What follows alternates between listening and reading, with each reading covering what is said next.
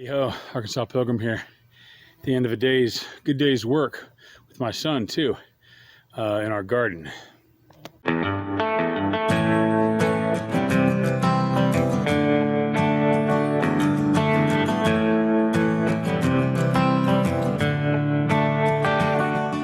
During our garden here, hey, there's my newly reconstructed wheelbarrow, which is working great, by the way. It's a lot more stable, much more easier to use, much more easy to use.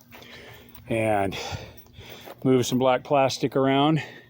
Got some more cardboard and compost down. Had some compost sit in that trailer there like for 2 weeks. It might even be 3 weeks now.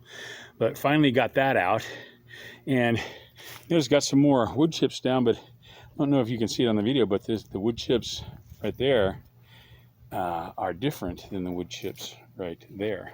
These wood chips are the ones that I chipped myself with my chipper, and the stuff that my son and I cut and cleared.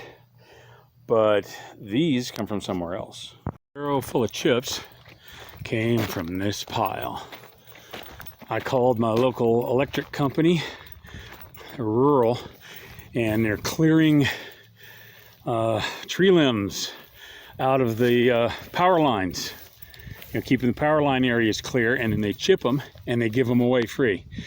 It's a pretty big pile. I guess I should maybe show myself a comparison on it. Well, here it is. I can't hardly see out in the sunlight with the reflection off my phone face, but anyway, I'm right up next to it. It's almost 6 feet tall, and it's about 10 feet in diameter.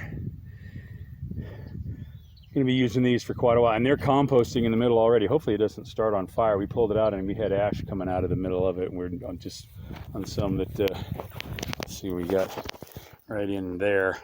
It's yeah, it's hot, but all's the better.